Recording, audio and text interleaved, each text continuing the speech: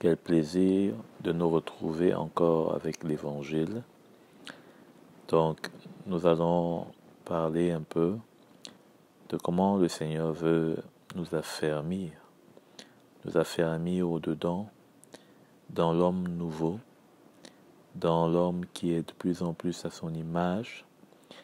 Mais en même temps, pour cela, il veut ébranler nos vies dans l'homme qui est naturel, le vieil homme qui met sa confiance dans des choses que parfois on ne se rend pas compte, que parfois on ne se pose pas la question si est-ce que peut-être nous dépendons entièrement du Seigneur, ou alors on a des choses sur lesquelles on tient quand même comme appui. Et donc allons ouvrir dans Agé, le livre d'Agé, intéressant, au chapitre 2 à partir du verset 6. Il est écrit: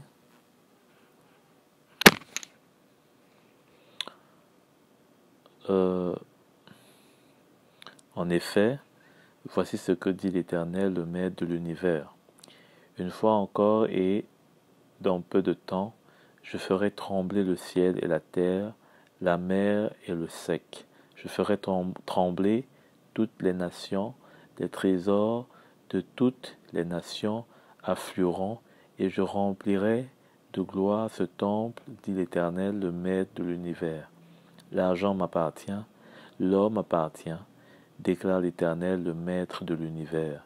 La gloire de ce dernier temple sera plus grande que celle du premier, dit l'Éternel, le Maître de l'univers, et c'est dans ce lieu que je donnerai la paix, déclare l'Éternel, le Maître de l'univers. Alors on voit beaucoup, à plusieurs reprises, que le Seigneur parle, il dit le Maître de l'univers. Ça veut dire que, véritablement, il nous dit qu'il a toutes choses en contrôle et que rien n'est au-dessus de sa volonté, et en plus que c'est lui-même qui fera s'accomplir tout ce qu'il déclare. C'est très important que nous ayons cette confiance en nous, cette assurance qu'il n'y a rien dans ce monde qui peut se passer qui est au-dessus du plan du Seigneur. Même quand nous voyons comment les hommes s'apprêtent, s'arment, préparent des armes de toutes sortes, les plus terribles, qui peuvent détruire la terre, on dit, parfois on parle de 25 fois, une arme peut détruire la terre, eh bien on a besoin de nous confier dans le Seigneur. Il est notre haute muraille, il est notre retraite, il est notre rocher, il est notre abri. Amen. Donc, ça, ce sont des promesses que nous devons attacher fortement dans notre cœur, dans ces périodes troubles et troublées. Continuons donc dans 1 Pierre, à partir du chapitre 4, le verset 17. En effet, c'est le moment où je commence le jugement. C'est le moment où le jugement commence, et il commence par la maison de Dieu. Donc, il commence par la maison de Dieu. C'est très important ce que nous lisons là, parce que c'est ce qu'on a vu tantôt aussi dans le livre de Jérémie, que le Seigneur commençait le jugement par sa maison. Ceux même qui étaient son peuple, le peuple d'Israël, ceux qui étaient en alliance avec lui, ceux qui avaient les promesses depuis leur père Abraham, eh bien il a commencé le jugement par eux. C'est très important, parce que le Seigneur ne fait rien au hasard, il ne commence pas une chose d'une façon désordonnée. Il sait ce qu'il fait. Si le Seigneur commence par nous pour nous juger pas avec une coupe de colère, comme on l'a dit tantôt, mais avec une coupe de grâce, bien aimé, on doit l'accepter. On doit pouvoir l'accepter. Parce que si on ne l'accepte pas, ce jugement de grâce va devenir et finir par être un jugement de colère avec ceux qui sont dans le monde. Et nous savons que devant ce jugement, eh bien, nous ne pourrons pas, n'est-ce pas, discuter avec le Seigneur. C'est une grâce aujourd'hui véritablement que nous avons de pouvoir tomber, de pouvoir faillir, d'être faible, mais de pouvoir avoir cette relation avec le Seigneur dans laquelle il nous parle et on lui parle, il ressent nos cœurs, on peut lui exprimer, n'est-ce pas, notre chagrin. Qui pourra se tenir devant le Seigneur, devant le grand trône blanc que l'Apocalypse nous décrit, pour discuter quelque chose avec Dieu? Qui pourra devant le jugement de Dieu se tenir en ce temps où il va, n'est-ce pas, rendre à chacun selon ses œuvres? Qui pourra ouvrir la bouche et dire, Seigneur, je suis désolé, ou Seigneur, je ne voulais pas ça? Bien-aimés, aujourd'hui, nous ne réalisons pas assez le temps, combien il est court, mais aussi combien il est crucial, c'est-à-dire important, pour nous de profiter de toutes les grâces que le Seigneur met en œuvre, des liens de son amour, pour pouvoir nous attirer à lui, nous garder en lui, comme Jésus dit, de demeurer en lui, afin qu'il demeure en nous. Et que nous puissions porter des fruits, afin de pouvoir réjouir, parce qu'il dit que c'est alors que son Père sera glorifié.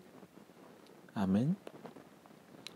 C'est très important de réaliser qu'aujourd'hui, nous avons encore la possibilité de pouvoir nous tenir devant le Seigneur, malgré nos faiblesses, mais de les reconnaître et de nous attendre à lui pour qu'il nous bâtisse, pour qu'il nous corrige comme des fils. Comme des fils qui ont part à la correction. Et cela, ce n'est pas pour nous détruire. Cela n'est pas pour nous torturer, mais c'est pour nous établir. Amen. C'est pour nous établir, c'est pour nous affermir. Allons dans Genèse, au chapitre 18, à partir du verset 16. Genèse 18,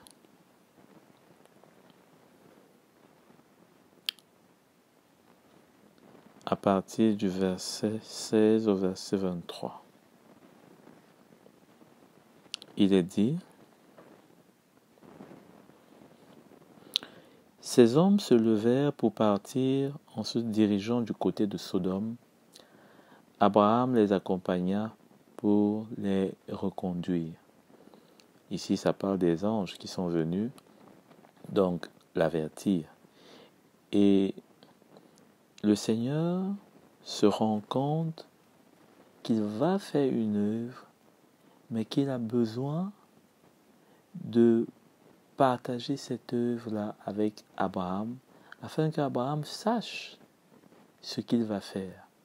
Parce qu'Abraham était, n'est-ce pas, un homme qui avaient de la valeur devant le Seigneur. Et le Seigneur ne voulait pas marcher avec lui, n'est-ce pas, comme quelqu'un qui est hypocrite, qui fait des choses sans dire, hein, sans parler, sans avertir, bien qu'il le pouvait, mais il ne le voulait pas.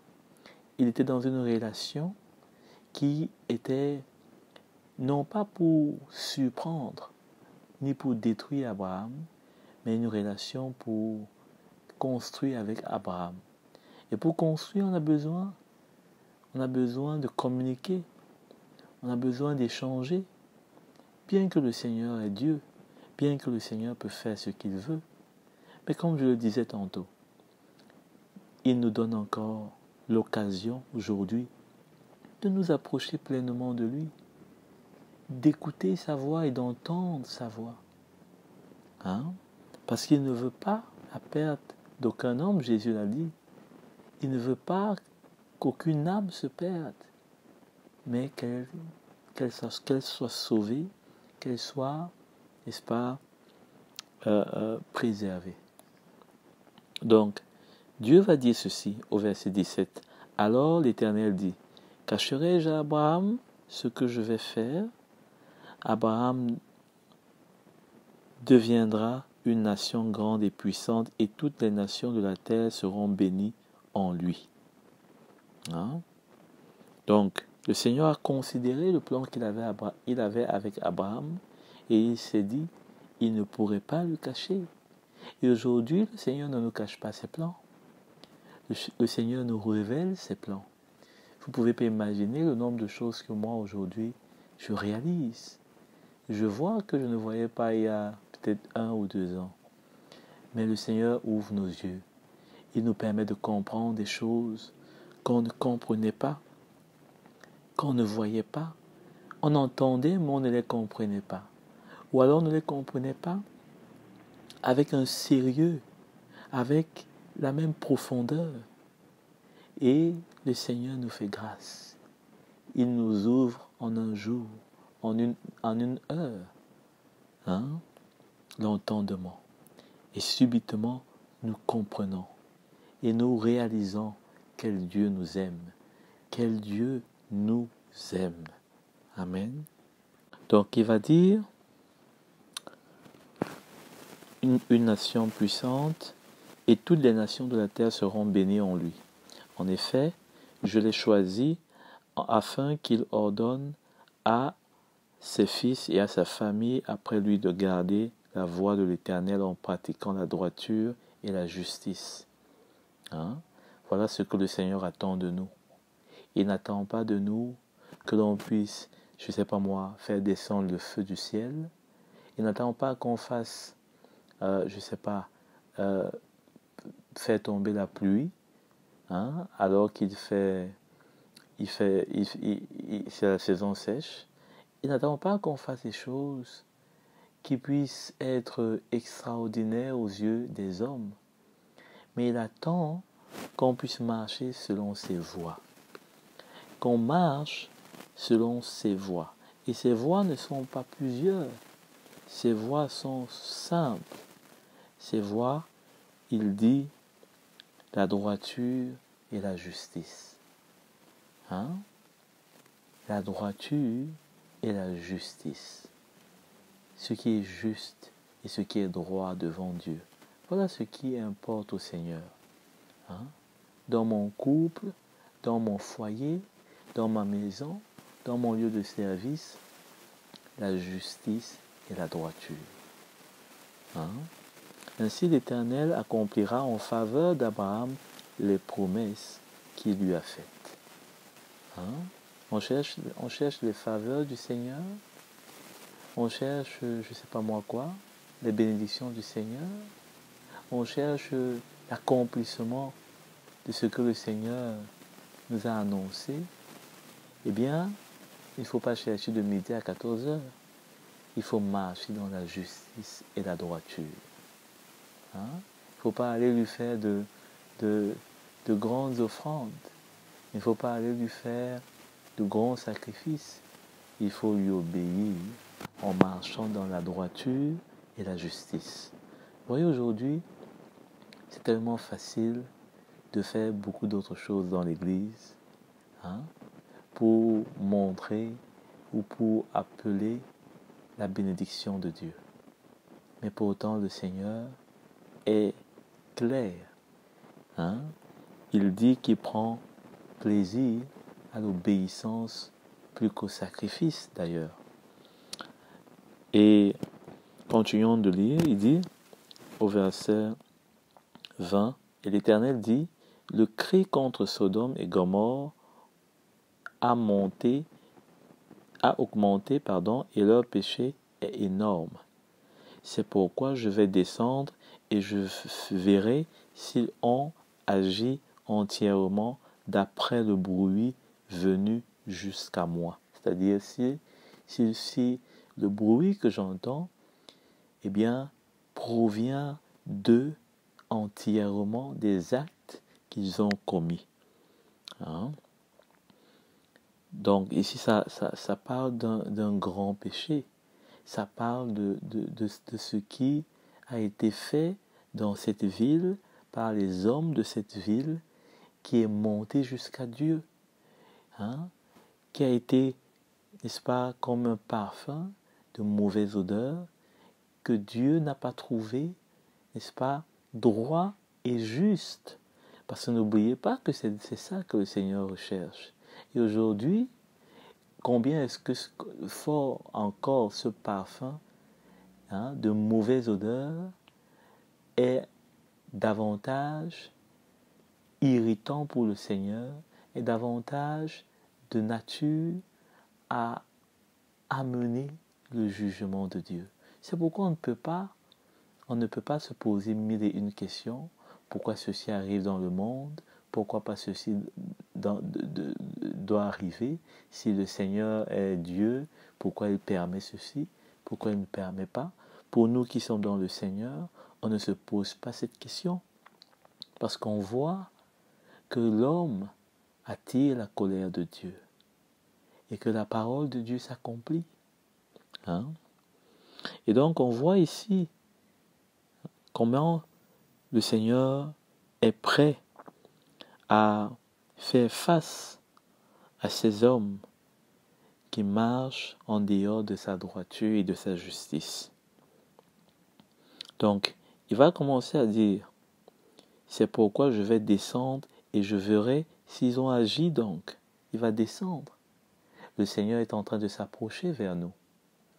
Le Seigneur est en train de s'approcher malgré tous les bruits que nous entendons, malgré tout ce que le Seigneur est en train de préparer. Il arrive lui-même. Hein? Rien n'échappe à son contrôle, bien-aimé. C'est très important parce que bientôt, nous allons voir la manifestation du règne de Dieu. Hein? Mais il a besoin d'ébranler tout ce qui est un obstacle, tout ce qui est opposé à son royaume. Hein? Que ce soit dans le monde, mais aussi dans nos propres vies. Dans nos propres vies, dans la manière dont le vieil homme veut vivre pour lui-même. Hein? C'est intéressant, quand on continue, il dit, au verset 22, « Les hommes s'éloignèrent et allèrent vers Sodome, mais Abraham se tint encore devant l'Éternel. » Hein? Abraham s'approcha et dit, « Supprimeras-tu vraiment le juste avec le méchant? » Hein? Donc Abraham est entré là dans une plaidoirie, c'est-à-dire que pour défendre, hein, le juste qui pouvait quand même être au milieu de cette nation. Parce que pour lui, tout le monde dans cette nation ne pouvait pas être des injustes. Hein? Il dit, peut-être y a-t-il 50 justes dans la ville. Les supprimeras-tu aussi et ne pardonneras-tu pas à cette ville à cause de 50 justes qui sont au milieu d'elle? Fais mourir le juste avec le méchant, si bien que le sort du juste serait identique. Hein? c'est-à-dire pareil à celui du méchant. Cela ne correspond certainement pas à ta manière d'agir. C'est-à-dire que il rappelle au Seigneur que mais tu n'es pas injuste. Comment tu peux faire mourir le méchant et le juste?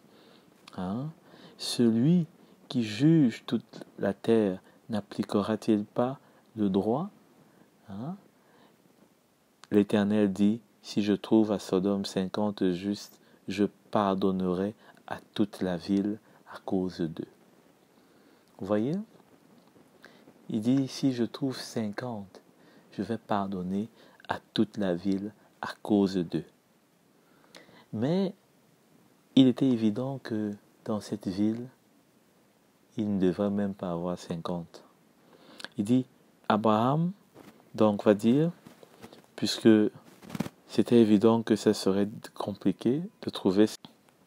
Abraham va donc continuer en disant, au verset 27, « Voici que j'ai eu l'audace de parler au Seigneur, moi qui ne suis que poussière et cendre.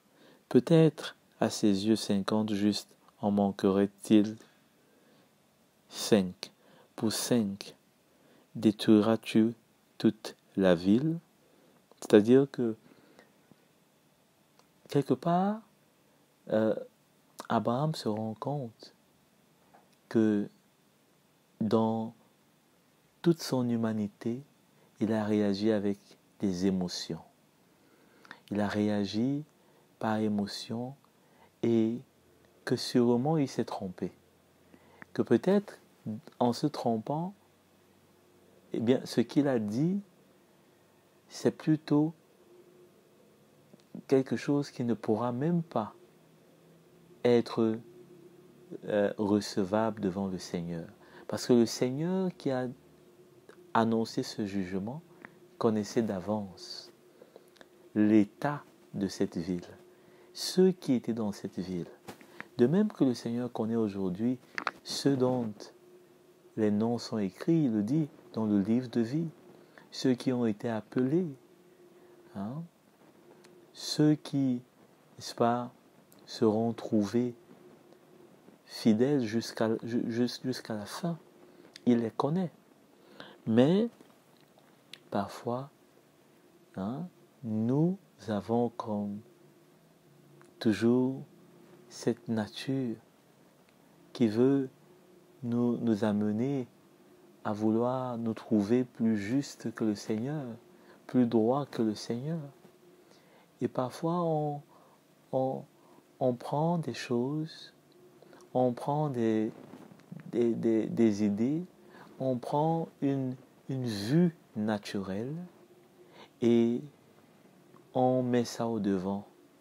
On oublie, on ne voit pas avec quels yeux le Seigneur voit.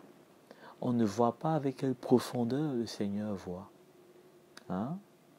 Aujourd'hui, c'est très facile de donner un point de vue par rapport à ce qui se passe en Israël, hein, à gauche et à droite, et de trancher, hein, et de mal trancher surtout.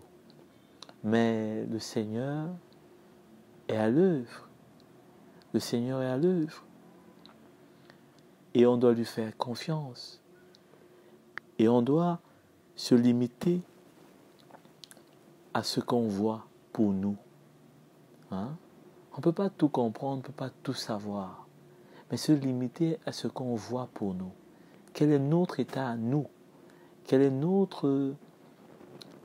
Qu'est-ce que le Seigneur nous demande à nous, hein, de faire ou de ne pas faire, hein? Et c'est ça qui doit nous intéresser. Et c'est à ça que nous devons nous consacrer. Qu'est-ce que le Seigneur nous demande aujourd'hui? Qu'est-ce qu'il me demande, hein? Dans quelle lutte, dans quel défi le Seigneur m'appelle à relever, hein? C'est ça qui doit nous intéresser. Parce que beaucoup de choses peuvent se passer dans le monde. Beaucoup de choses peuvent se passer autour de nous. Hein? Et parfois, on enlève les yeux de ce que le Seigneur veut faire avec nous. Et on met cela ailleurs. On regarde à d'autres. On regarde à d'autres. Ce qu'il m'a fait, ce qu'ils me font, ce qui se passe là-bas. On est très vite déconcentré et on ne voit plus ce que le Seigneur veut faire dans notre vie. Parce que ce qui se passe ailleurs, le Seigneur au contrôle. On ne peut pas changer ce qui se passe ailleurs. On ne peut pas rencontrer, d'ailleurs, ceux mêmes qui rencontrent ces grands, ces puissants qui font la guerre, qui font des bruits de guerre, n'arrivent pas à les faire entendre raison, n'arrivent pas à les dissuader. Devons-nous être concentrés plutôt que d'être dispersés, que d'être déconcentrés avec l'œuvre que le Seigneur fait dans notre vie. C'est ça qui va nous sauver. C'est ça qui va nous garder. Mais Abraham avait un cœur ici quand il parlait au Seigneur. Ce cœur était de ne pas vouloir qu'il y ait qu'il y ait une perte, même pour le juste. Et donc il dit, même pour 5, est-ce que tu ne détruirais pas cette terre, cette ville de Sodome et Gomorrhe, même pour 5 justes?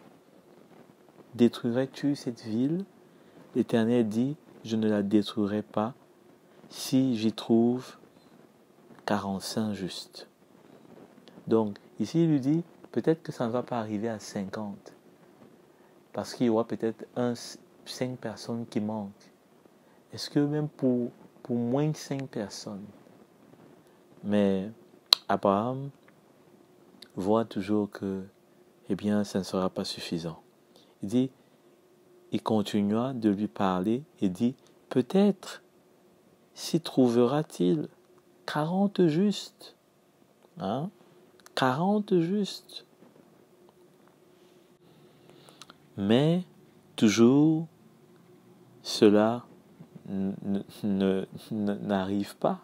Puisqu'il dit, peut-être s'y trouvera-t-il 20 justes. Non, il passe d'abord à 30. Et vous voyez, de plus en plus, il y a un écart. D'abord, c'était 50, moins 5. Maintenant, c'est de 40 à 30, moins 10.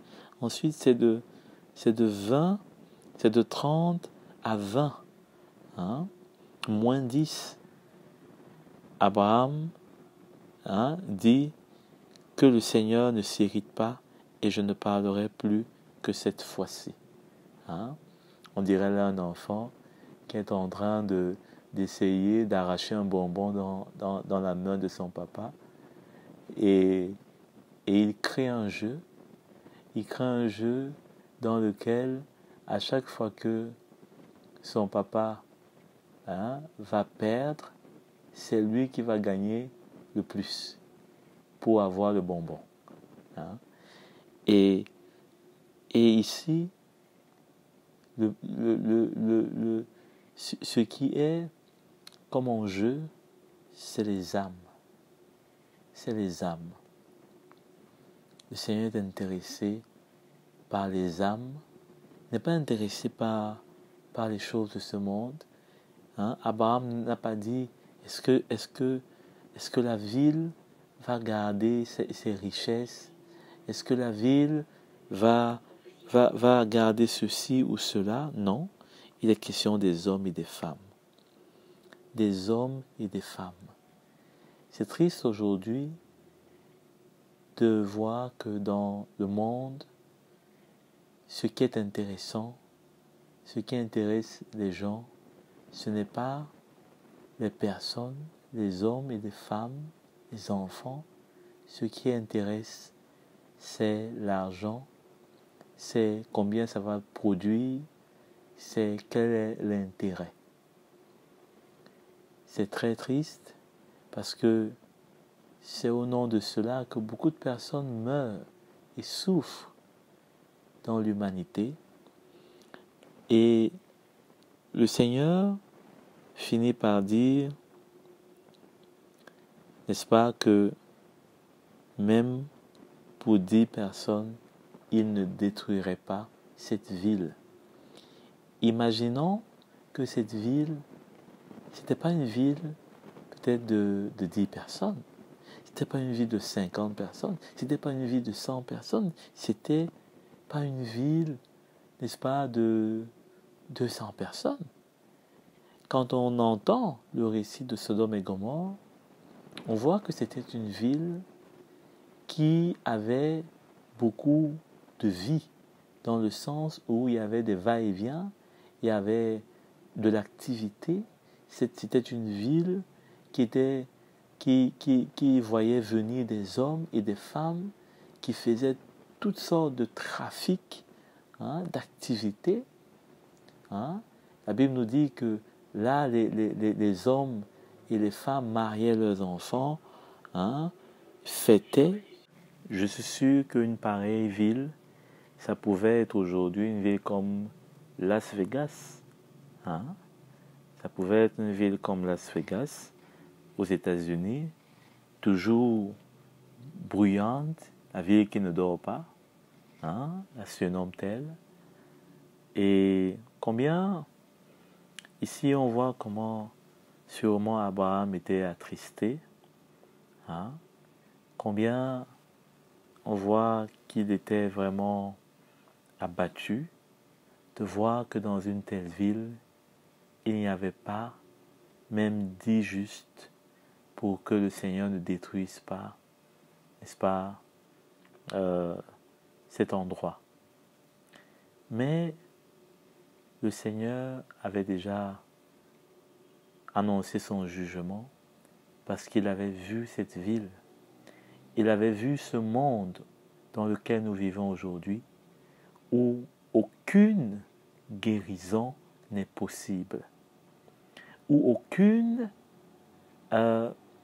aucun remède n'est possible. La seule chose dont on a besoin, c'est que le Seigneur,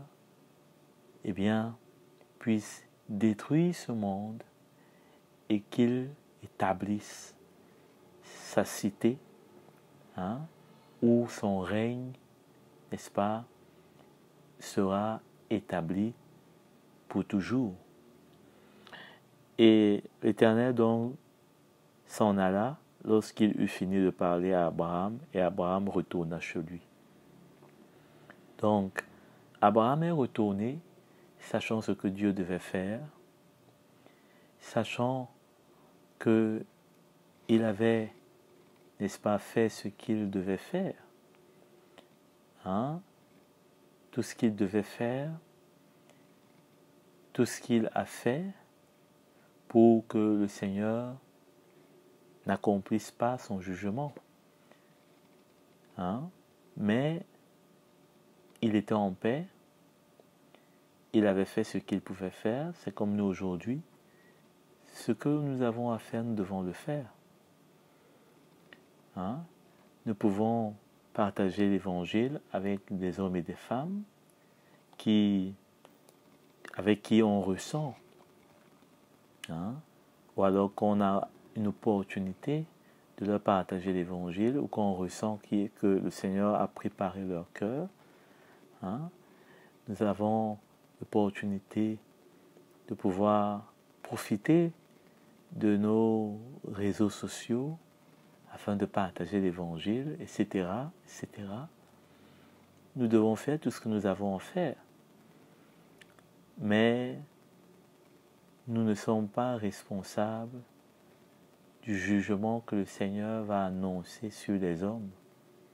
Il y a beaucoup de chrétiens, il y a beaucoup de personnes que cela attriste d'une manière où parfois ils prennent cela comme leur fardeau, mais faut savoir que notre foi, notre zèle, notre amour ne vont jamais dépasser la justice que Dieu veut établir, au-delà et au-dessus de ce que nous voyons. Lui, il veut établir une justice qui est telle que nous ne pouvons que nous réjouir d'une pareille justice. Parce qu'aujourd'hui, dans le monde, de quoi est-ce qu'on peut se réjouir? De quoi est-ce qu'on peut se réjouir quand on voit comment beaucoup ou très peu s'enrichissent et d'autres meurent dans la misère? On ne peut pas se réjouir de cela. On ne peut pas se réjouir des injustices dans lesquelles certains, n'est-ce pas, ont perdu toute forme d'espoir.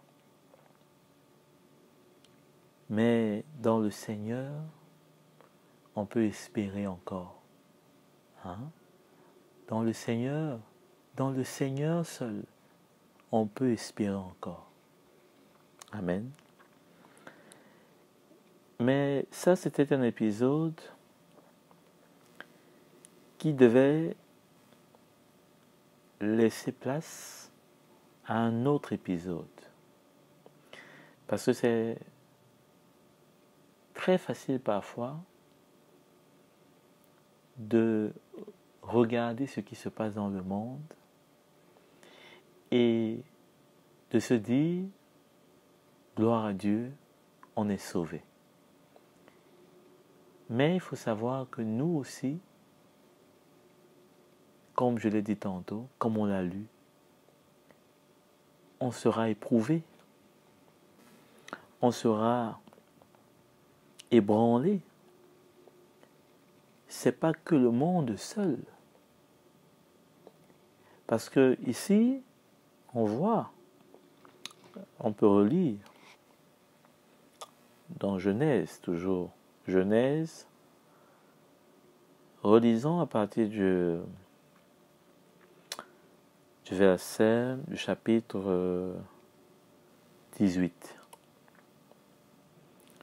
Relisons et lisons à partir du verset 1. L'Éternel apparut à Abraham parmi les chênes de Mamré, alors qu'il était assis à l'entrée de la tente pendant la chaleur du jour. Il leva les yeux et vit 3 hommes debout non loin de lui. Les hommes dont il est question plus bas. Quand il les vit, il courut depuis l'entrée de sa tente à leur rencontre et se prosterna jusqu'à terre.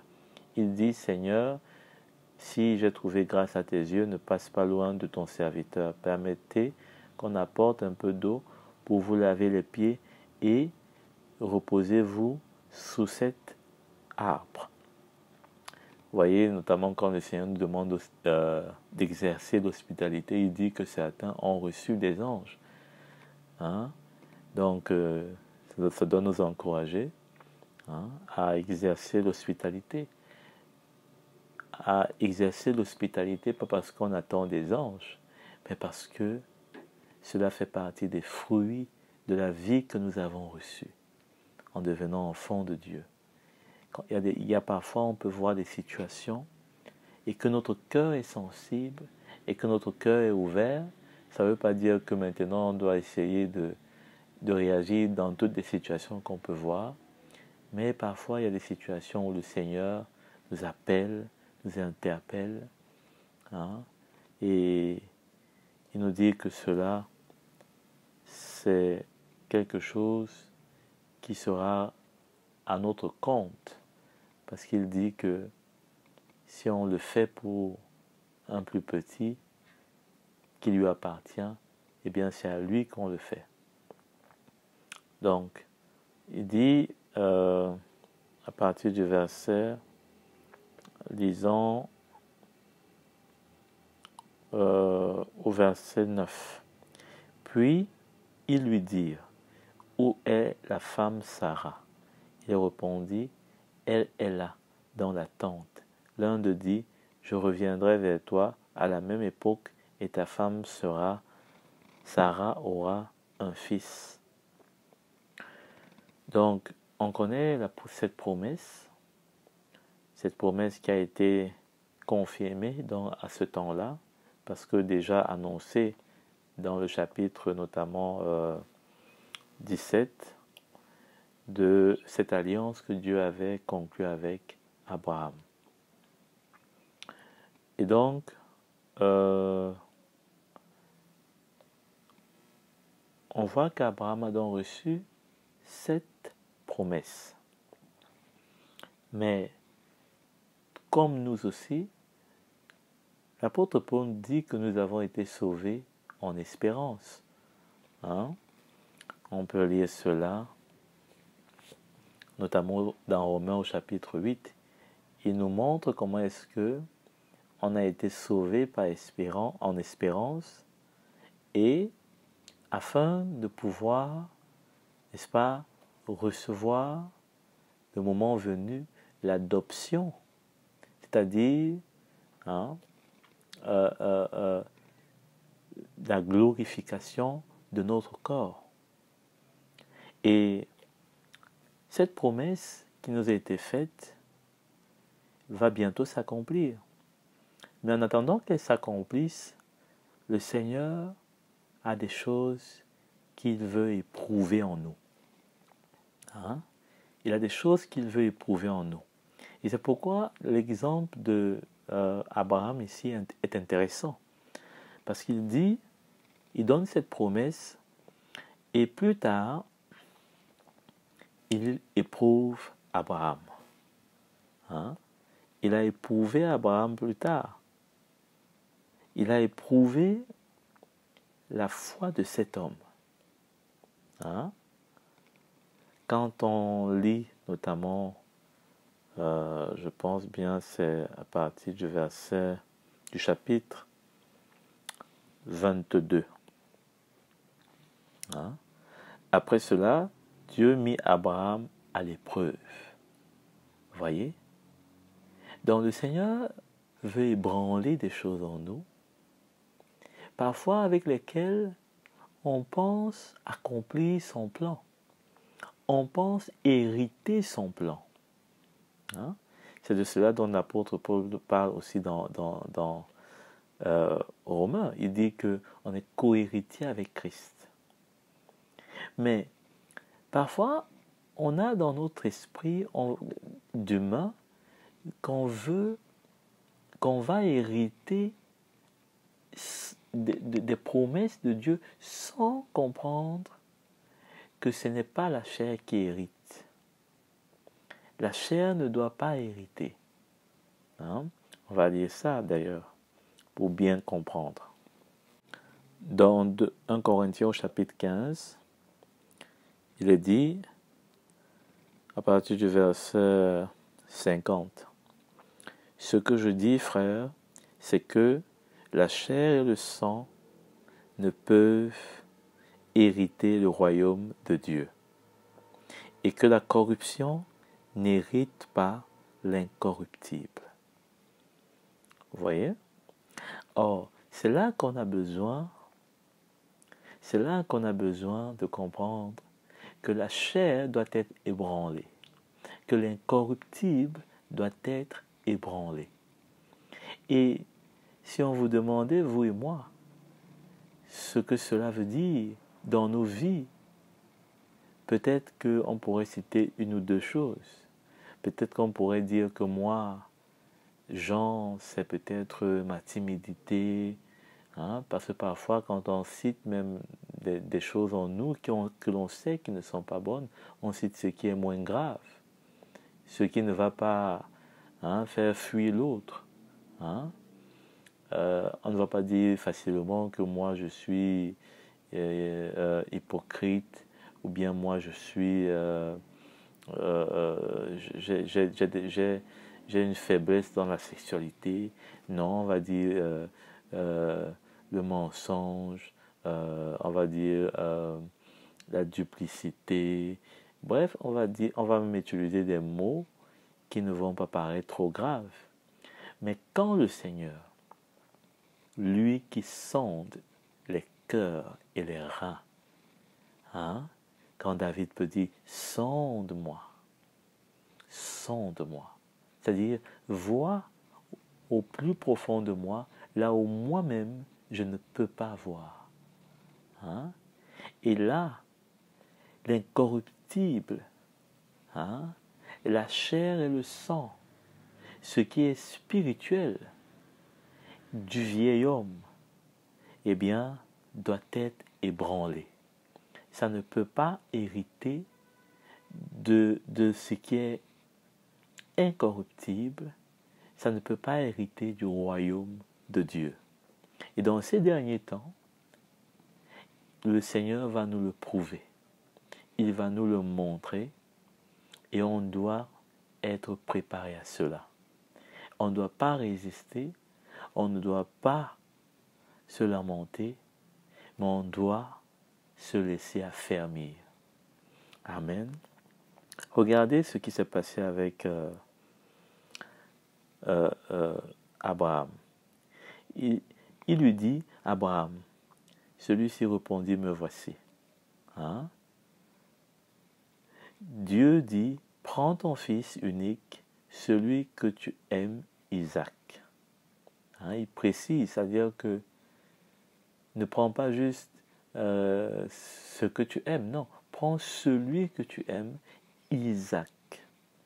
Va-t'en au pays de Moridia et là offre-le en holocauste sur l'une des montagnes que je t'indiquerai. Hein? Et Abraham se leva de bon matin, sella son âne et prit avec lui 2 serviteurs et son fils Isaac. Abraham, nous connaissons l'histoire, a obéi. Et quand on voit comment Abraham a obéi, on voit que le Seigneur ne lui a pas dit voilà comment les choses vont se passer. Je vais te dire de mettre ton fils sur tel endroit, de faire ceci, mais finalement je ne vais pas arriver au bout. Dieu ne lui a pas dit tout cela. Dieu lui a dit d'aller et d'offrir son fils en holocauste, c'est-à-dire comme une brebis, un animal sacrifié. C'est ça dont parle l'holocauste. Or, son fils était le fils de la promesse. Il y avait contradiction en apparence. Hein? Est-ce que ce Dieu-là pouvait être le même Dieu qui lui a fait la promesse? Donc, finalement, c'est un Dieu qui essaie de jouer avec lui. Hein? Dans le monde d'aujourd'hui, voilà un peu des réflexions qu'on aurait. Hein? Est-ce que c'est un Dieu qui blague? C'est un blagueur? Est-ce que c'est un Dieu qui ne comprend pas ce qu'il fait? Aujourd'hui, par exemple, quand on partage l'Évangile et qu'on montre la lumière de l'Évangile, il y a des personnes qui ont du mal à accepter cela parce qu'elles veulent réfléchir. Hein? Et elles veulent trouver des alternatives, des façons de ne pas obéir. Hein? Quand on dit que le divorce n'est pas programmé dans le mariage, hein? Et que on trouve des excuses et toute forme de vouloir échapper à cela et de trouver notre raccourci. Hein? N'est-ce pas qu'on est en train de vouloir discuter avec le Seigneur? Hein? Mais pourtant, quand on s'est marié, on a dit qu'on avait trouvé le bonheur. On a dit que le Seigneur est bon. Mais comment se fait-il que parfois, moins de 5 ans après, j'ai rencontré une personne comme ça, moins de 5 ans après, un jeune couple, on commence à entendre une autre chanson. Et on n'arrive plus à comprendre que le Seigneur, lui, il n'a pas changé. Que sa parole n'a pas changé, mais que c'est nous qui avons besoin de nous conformer par l'obéissance. C'est nous qui avons besoin de nous conformer par l'obéissance. La Bible nous dit que Jésus a appris l'obéissance par les choses qu'il a souffert. Est-ce que l'on sait que l'obéissance demande un prix? On n'obéit pas à la parole de Dieu parce qu'on est un enfant de Dieu. On obéit à la parole de Dieu parce qu'on est prêt à payer un prix en tant qu'enfant de Dieu. Et ce prix va nous coûter jusqu'à ce que et jusqu'où nous sommes prêts à voir la bénédiction, l'accomplissement de la parole de Dieu. On veut voir l'accomplissement, on veut voir le plan de Dieu comme Abraham avait reçu le plan de Dieu, avait reçu la vision. Et alors, on doit être prêt à aller jusqu'au bout de notre obéissance. Et même à mourir, parfois sans voir cela. Parce que c'est vrai qu'Abraham a vu Isaac. Mais Dieu ne lui a pas juste parlé de Isaac. Dieu lui a dit que, toutes les familles de la terre seront bénies en lui. Et qu'il aura une descendance comme le sable de la mer. Mais est-ce qu'il vous a vu, vous et moi? Non. Mais la foi qu'il avait l'a mené à obéir, et pour obéir, il a souffert en passant par cette épreuve. Et par d'autres, bien sûr, mais celle-ci était la plus grande, c'est sûr. Et sûrement que il a souffert cela parce qu'il était prêt et il avait accepté de voir s'accomplir le plan de Dieu. Mais cela avait un prix. Il fallait que tout ce qui pouvait être dans son esprit, tordu, mal compris, que ce soit ébranlé. Et c'est pourquoi je pense que cette épreuve a été une façon d'ébranler des choses dans son entendement, dans sa pensée humaine. La preuve en est que, bien avant ça d'ailleurs, bien avant ça, il a rencontré une autre femme avec qui il a cru que le plan de Dieu devait s'accomplir, Agar. Et pourtant, Dieu lui a rappelé avec les 3 anges qui sont passés chez lui. Dieu lui a rappelé que ça devait être Isaac. Dieu ne lui a pas juste donné une parole une seule fois. Comme nous aussi, ce n'est pas une seule fois qu'on a écouté l'évangile, mais chaque jour on écoute l'évangile. Chaque jour, on a la possibilité d'écouter l'évangile. Pour que les choses qu'on a entendues, comme l'apôtre Paul peut le dire, qu'elles demeurent avec nous et qu'on demeure avec ces choses. C'est ce que Jésus d'ailleurs lui-même dit. Parce que Paul disait qu'il ne cesse de répéter cela. Hein? Comme à des petits-enfants. Mais Jésus disait que eh bien, ce qu'il a entendu de son Père, c'est ce qu'il, n'est-ce pas, partage. C'est ce qu'il nous transmet. Hein? Parce que parfois, on peut entendre, on croit qu'on a compris, jusqu'au moment où vient le test de l'obéissance, l'épreuve pour nous ébranler dans notre compréhension charnelle. Hein? Parce que l'évangile, ce n'est pas une chose qu'on comprend avec la tête.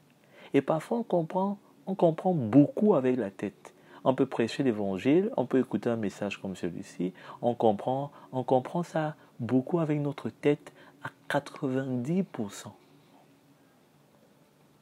Jusqu'au moment où les 10% même qui restent, peut-être qui sont le plus important, eh bien, on pourra le comprendre seulement à travers une épreuve que le Seigneur va mettre devant nous. C'est pourquoi on ne doit pas avoir peur des épreuves. Dans les temps qui arrivent, qui sont même déjà là, qui sont déjà là, devant nous. Chaque matin, on se lève, on met la télé, des choses se déroulent dans le monde entier. Hein?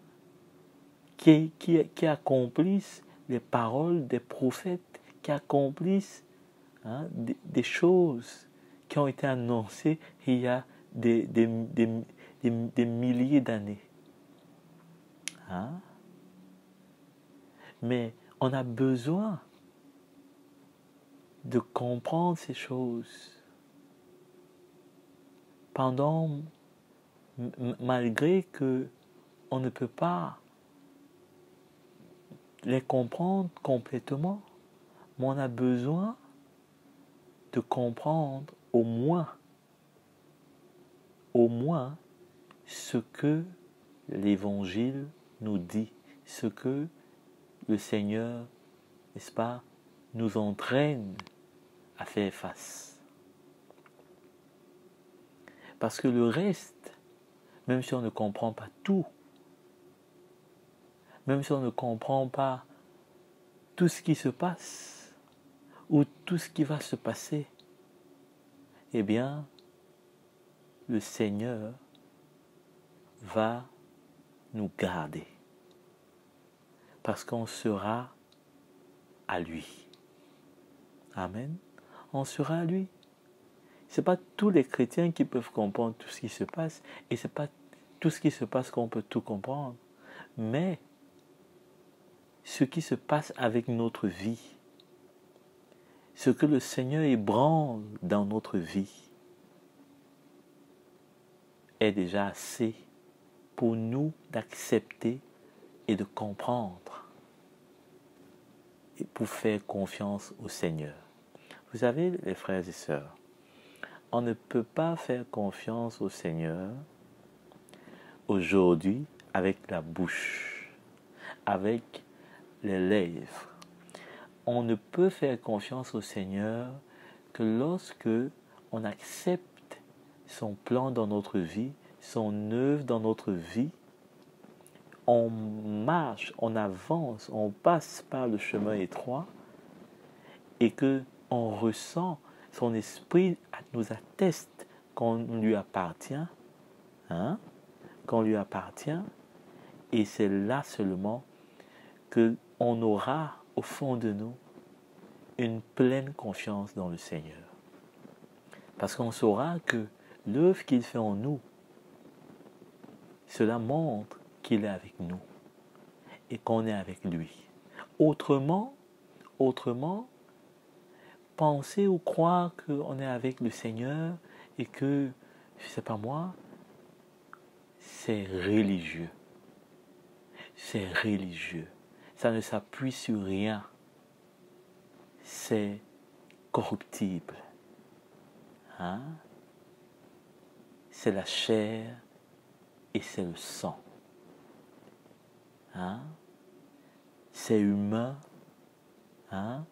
C'est humainement qu'on s'accroche à quelque chose dans notre esprit. Mais ce n'est pas dans l'esprit que nous sommes sur ce rocher. Vous savez, on peut facilement s'accrocher à quelque chose dans le monde. Hein? On peut s'accrocher à quelque chose dans le monde facilement. On s'accroche à ça. Mais ce n'est pas parce qu'on s'accroche à Dieu avec notre intelligence, avec notre bonne volonté, avec notre sincérité, que lui, il est avec nous. Mais quand on le laisse mettre sa main dans nos vies, lorsqu'on le laisse prendre nos vies et nous amener comme il a amené Abraham sur cette montagne, et qu'on est prêt à accepter qu'il fasse son œuvre, eh bien là, on sait que si le Seigneur revient aujourd'hui, on sera avec lui. Amen. Donc, Abraham a fait cela, et on connaît l'histoire. Mais une chose ici est importante, c'est que le sacrifice dont il était question, ce n'est pas juste un sacrifice ordinaire. C'est un sacrifice dans lequel il devait mourir. On voit déjà ici l'image de Christ à la croix. L'image de Christ à la croix, bien sûr, c'était déjà l'annonce de ce sacrifice qui devait aller jusqu'au bout. Parce qu'ici, ce n'est pas aller jusqu'au bout, mais Jésus devait aller jusqu'au bout. Hein? C'est pourquoi il nous est dit jusqu'à la mort et même la mort de la croix. C'est-à-dire que pas juste quelque chose dans le cœur, mais quelque chose qui s'est passé dans la chair même de Christ, c'est-à-dire sur la croix, il a été crucifié. Ici,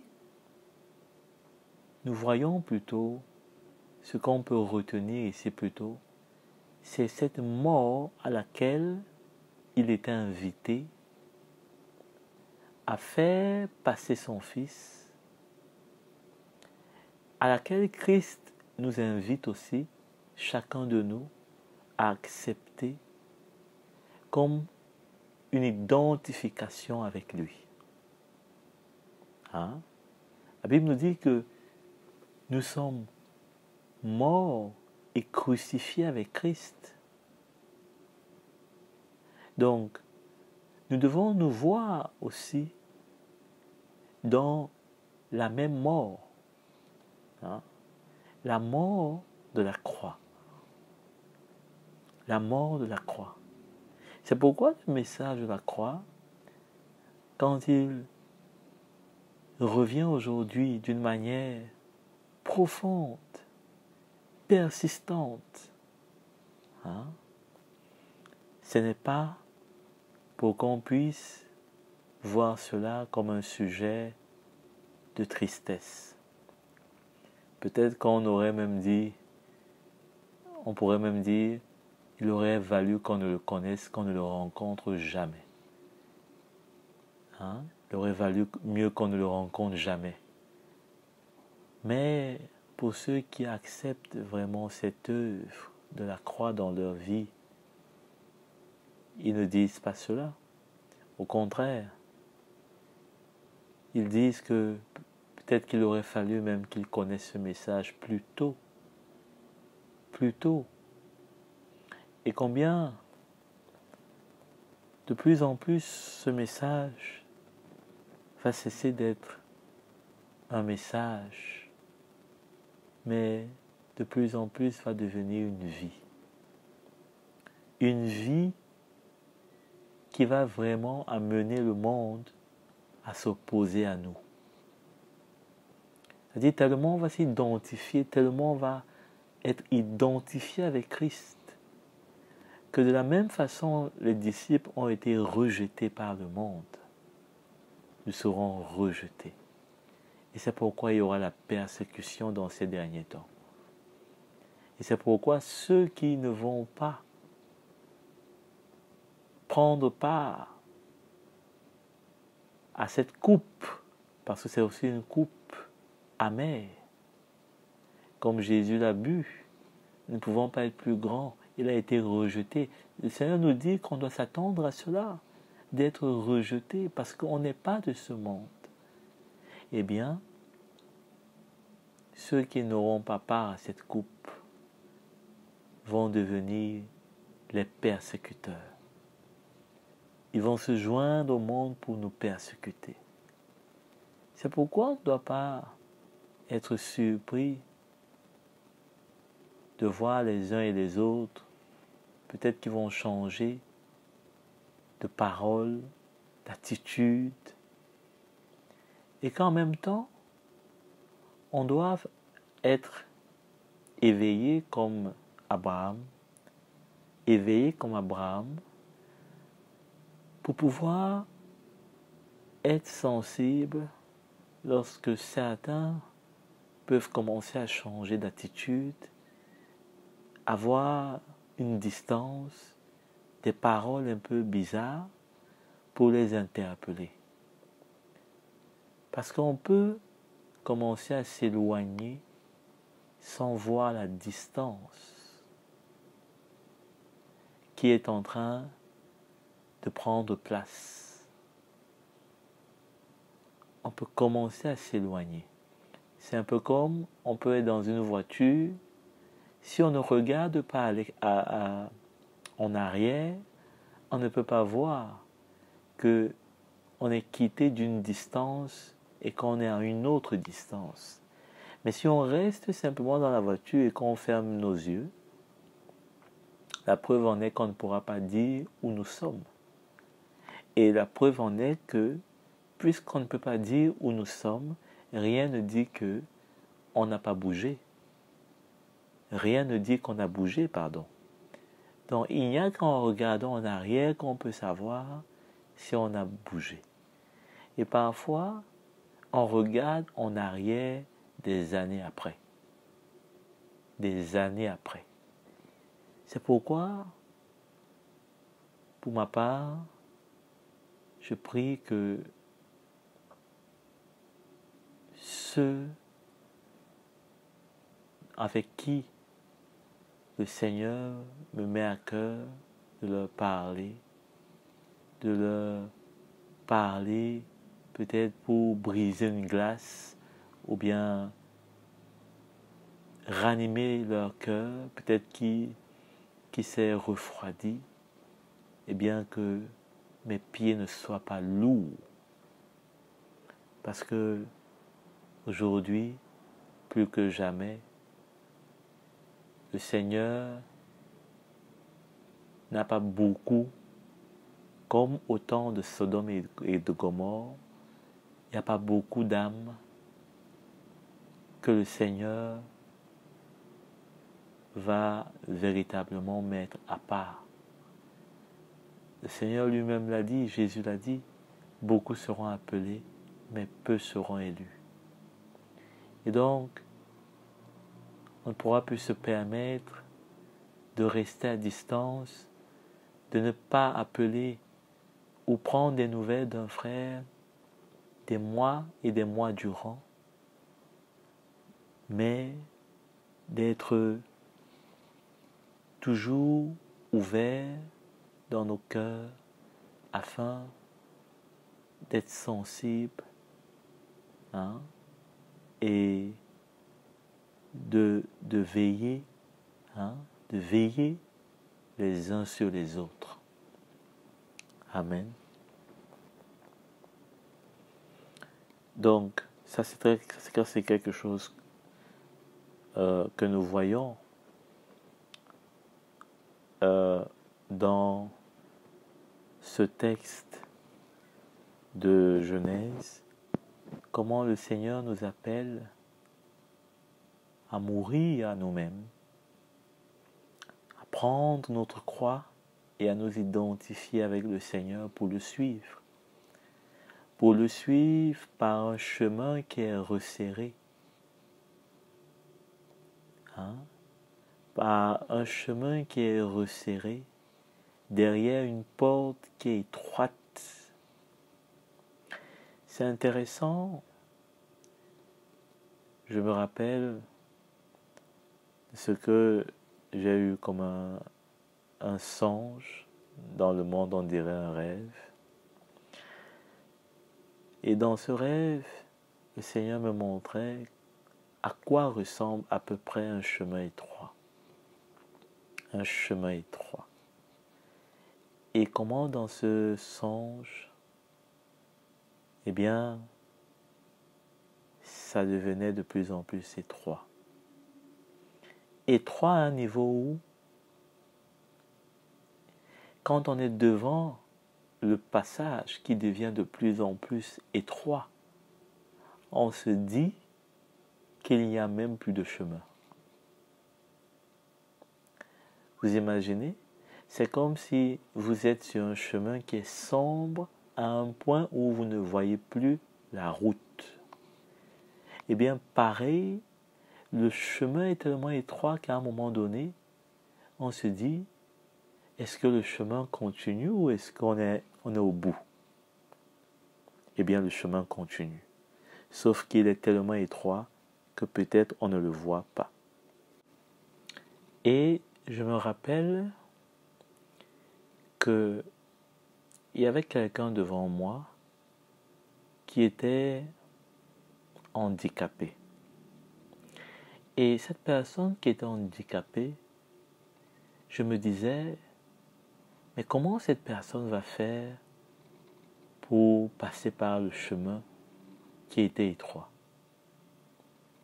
Et je n'arrivais pas, moi, à voir comment il devait faire. Mais non seulement comment il devait faire, mais moi-même, par la suite, comment j'allais faire. Et subitement, cette personne handicapée est passée. Est passée. Je vous parle d'un chemin qui est tellement étroit que vous ne voyez plus comment faire. Vous marchiez peut-être sur un pied et par la suite, le chemin est étroit à un point où même le un pied est trop gros. Il est gros pour passer. Et subitement, la personne handicapée est passée. Et moi, je me suis réveillé en riant. Je riais parce que je me voyais tellement surpris que à un instant, je ne comprenais pas comment cette personne devait passer. Et un instant d'après, c'est moi qui devais passer et moi, je ne voyais pas comment faire. Et cela m'avait interpellé. Cela a mis quelque chose dans mon cœur. Je me suis réveillé. Je me suis agenouillé. J'ai crié au Seigneur. Et j'avais compris, quelques heures après, tout le songe. Et j'ai réalisé avec crainte ce qui nous attend dans ces derniers temps. J'ai réalisé un peu ce qui nous attendait dans ces derniers temps.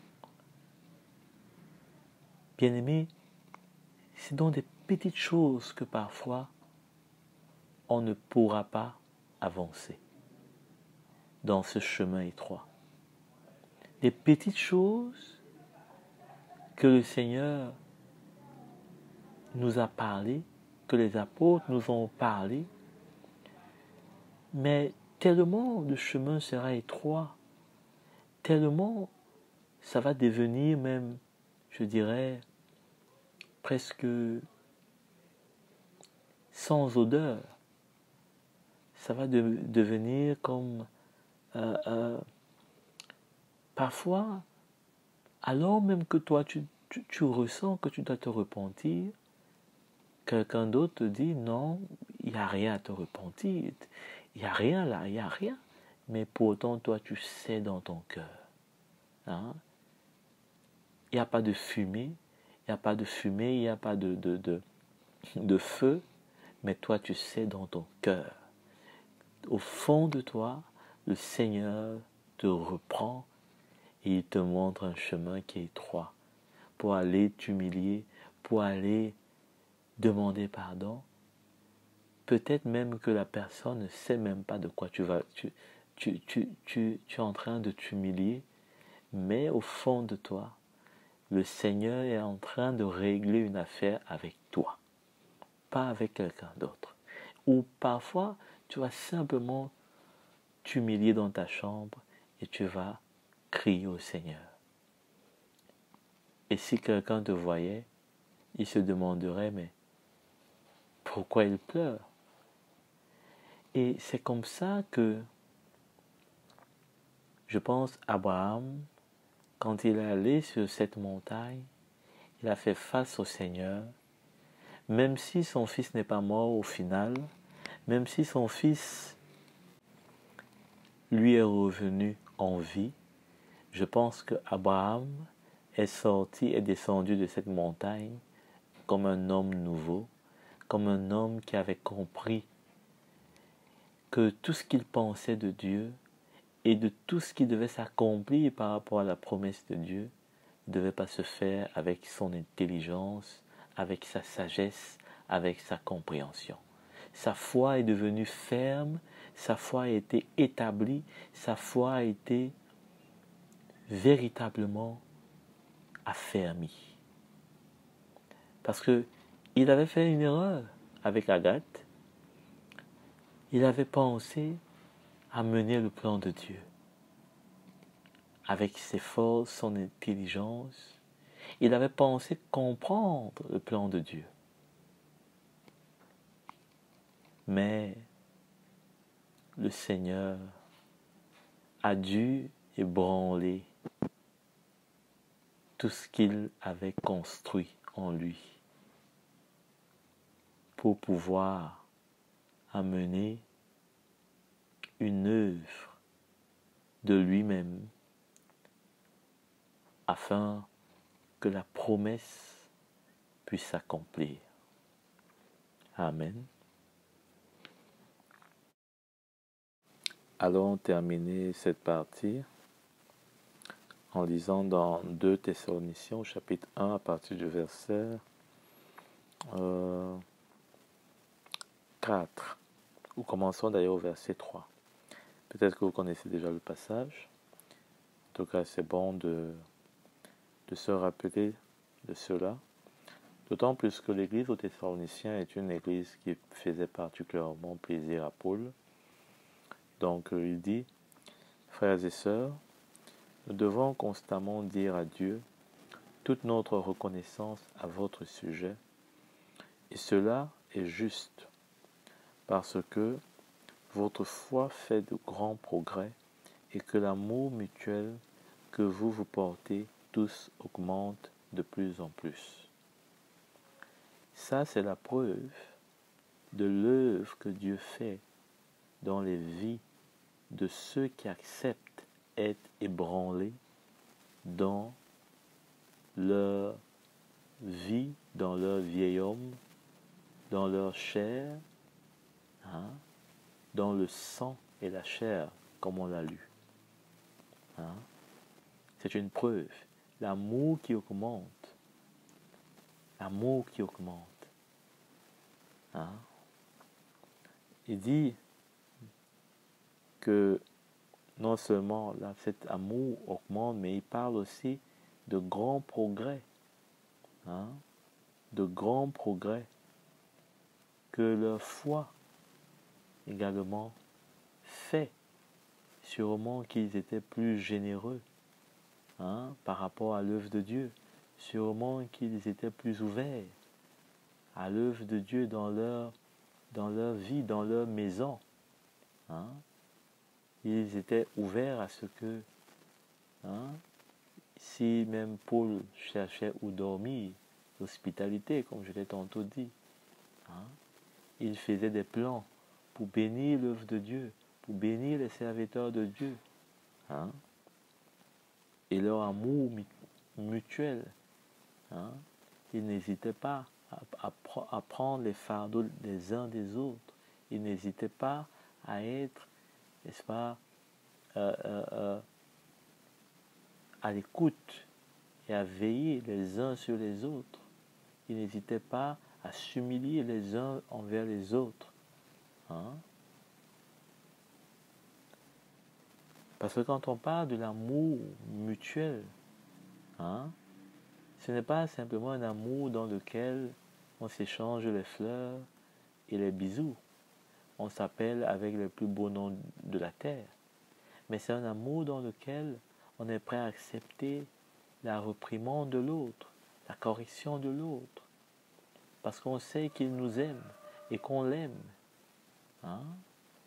Et qu'il le fait non pas pour nous détruire, hein, mais pour que le Seigneur bâtisse davantage en nous. Et nous, on l'accepte parce qu'on est prêt à ce que le Seigneur nous ébranle à l'intérieur de notre vieil homme, à l'intérieur de notre orgueil. C'est de ça dont il est question. Hein? C'est incroyable de voir comment, quand on n'a pas ce fondement du message de la croix, on peut prendre même la parole de Dieu et tourner cela à l'avantage de la chair. Hein? L'amour mutuel. C'est facile de voir que cet amour mutuel, c'est mutuel amour, parce qu'on a une conception selon laquelle l'amour, hein, on doit s'accepter et ne pas mettre, confronter l'autre, ne pas mettre l'autre, hein, devant la vérité, hein, de peur de le choquer, de peur de ne pas lui plaire. Hein. Aujourd'hui dans le monde, c'est de ça dont il s'agit.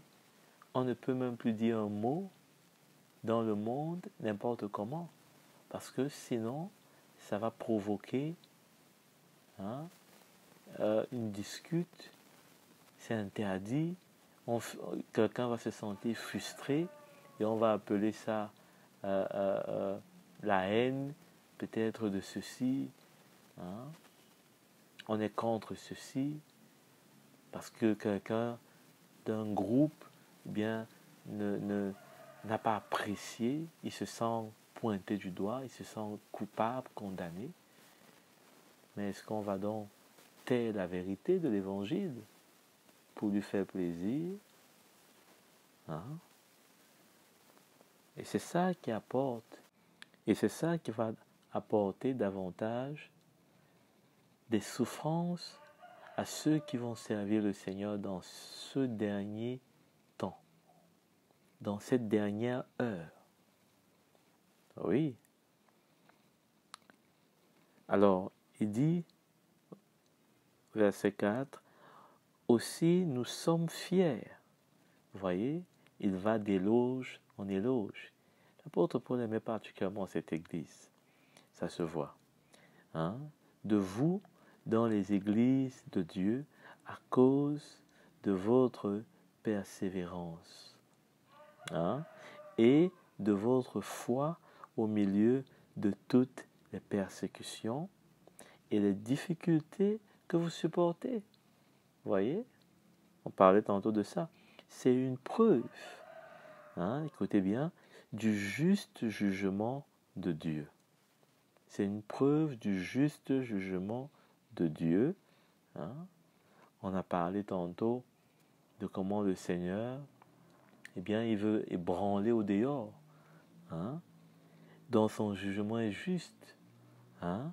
Il nous ébranle au dehors quand il nous confronte, hein, devant l'épreuve. Eh bien, c'est un juste jugement.